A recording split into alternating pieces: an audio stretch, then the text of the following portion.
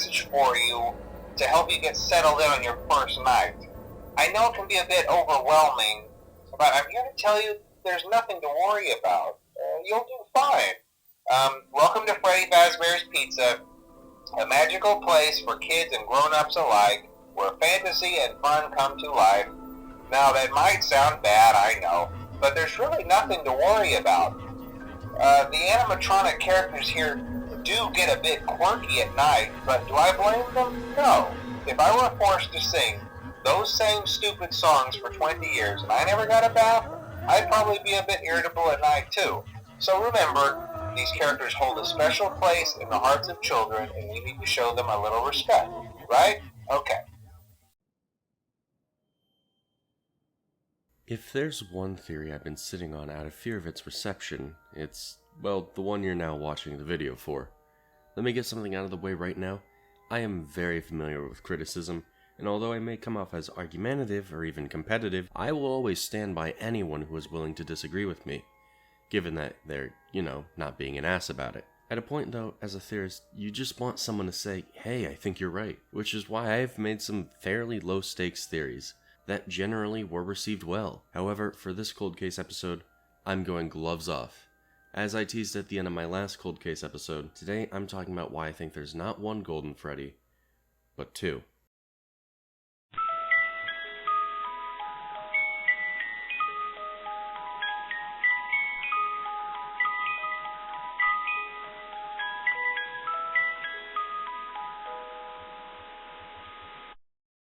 Allow me to describe what this case is before I get into what my conclusion was and why I was prepared for backlash.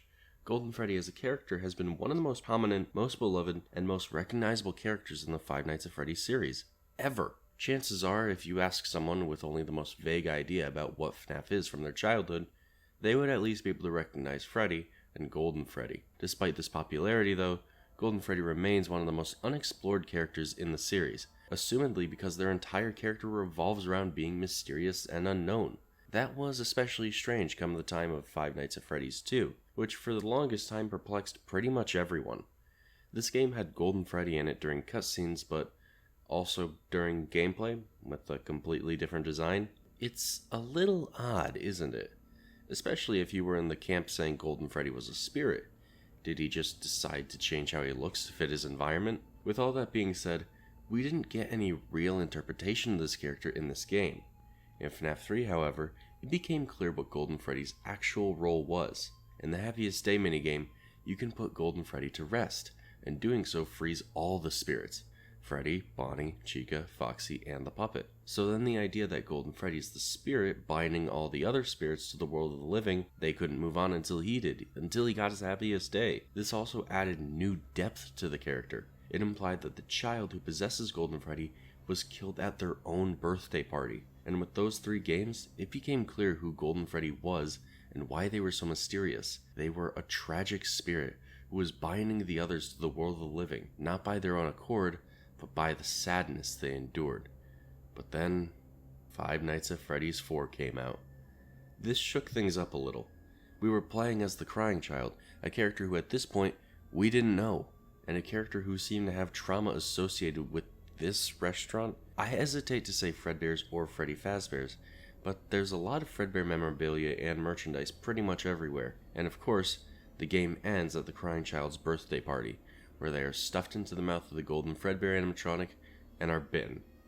The crying child is sent to the hospital, but they didn't make it. And suddenly, it became clear. The crying child, the one who was killed by Fredbear, would go on to possess them and become Golden Freddy. Wait, does that not go against what we already knew about Golden Freddy? I mean, presumably, Golden Freddy's spirit was one of Afton's victims from the initial missing children's incident. But if that's the case, then what happens to the crying child? Furthermore, what would be the significance of FNaF 4's story if it's not telling us Golden Freddy's origin? Well, to that I say, both FNaF 3 and FNaF 4 are right. They don't conflict with one another. If anything, FNaF 4 gives us a reason as to why our 2 different iterations of Golden Freddy look so different, and even why they behave so differently. Because there are 2 different Golden Freddys.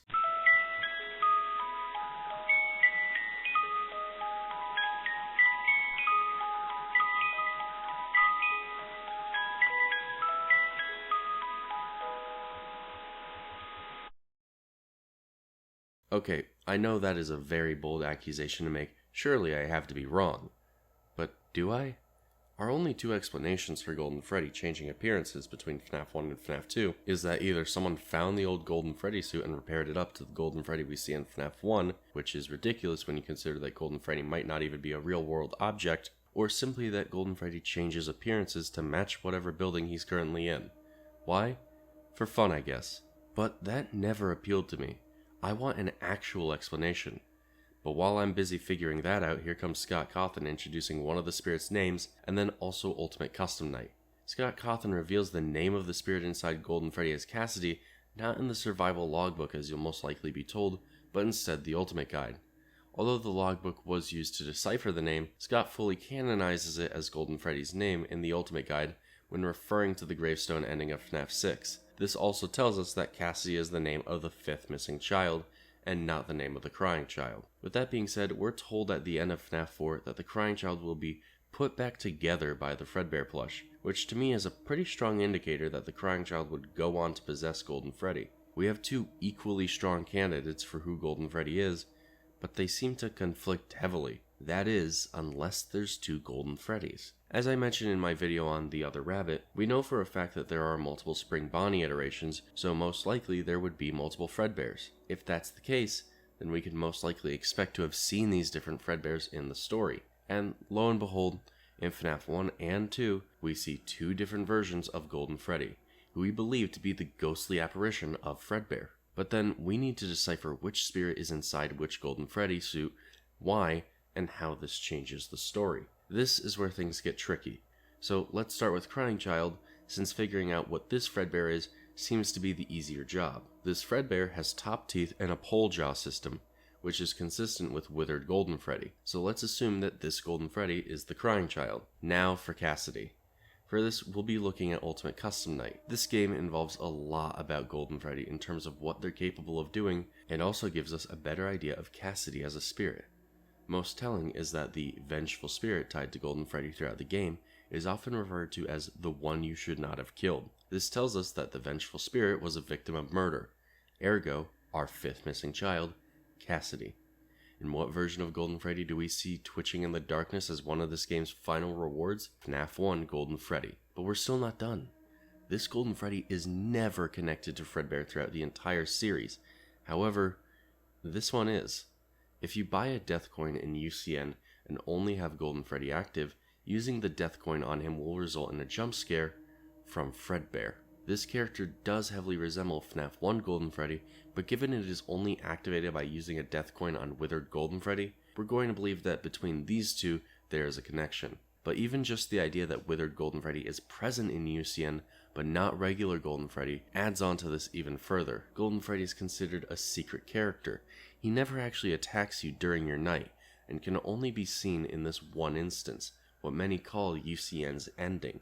But you can have withered Golden Freddy at any point in the game. But let's dial it back before UCN, because realistically, these two bears don't act similar in the slightest. GF in FNAF 1 is a rare Easter egg that gives you a unique jump scare and crashes your game, whereas WGF is a common enough threat that he has a difficulty level in the custom night, and he has a regular jump scare like any other enemy. In fact, in FNAF 2, it's FNAF 1's Golden Freddy who we see in cutscenes alongside the puppet. These two are clearly the center of the game's supernatural story, but not withered Golden Freddy. I think I'm coming up with answers now, but let's dial it back for a bit. If you've gotten this far in the video, consider subscribing. It helps me out a lot more than you think it does, and it lets me know I'm on the right track. So, let's get to it.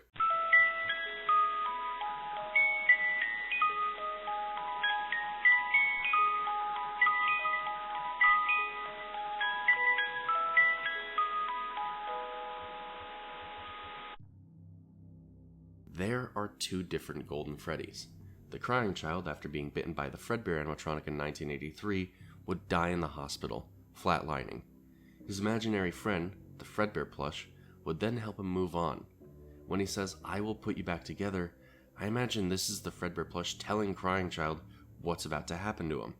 And the Crying Child is put back together, just not in the way one might expect. His spirit would now be tied to the Fredbear animatronic that killed him. This one looked like the current version of Freddy Fazbear, with its top teeth and large, square muzzle. However, considering this possession is very different from most other possessions in the series, the crying child reawakens with some new powers and a new sense of sadness. Sometimes appearing as a fading ghost, withered Golden Freddy would haunt the next Freddy's location to open up, and make smaller appearances as time went on, although he's still bound by some limitations, including being able to be dismissed with a simple Freddy mask. He's the character most tied to that original Fredbear, starting to appear most prominently in FNAF 2 from Night 6 onward, after Fredbear's is first brought up by the phone guy. That's the crying child's bind to this world. That restaurant. He's bound to the haunting, saddening memories, and when he sees someone else be stuffed into another Fredbear suit, well, let's just say he takes offense to it. Cassidy is a different case. This was the child killed at their birthday party. It's part of what made them so vengeful going forward. Cassidy was killed on their special day, what was supposed to be their happiest day ever. Instead, well, you know the rest. They were lured into a back room by William Afton and killed, being stuffed inside what may have seemed like an ordinary Freddy Fazbear suit, save for that bright yellow hue.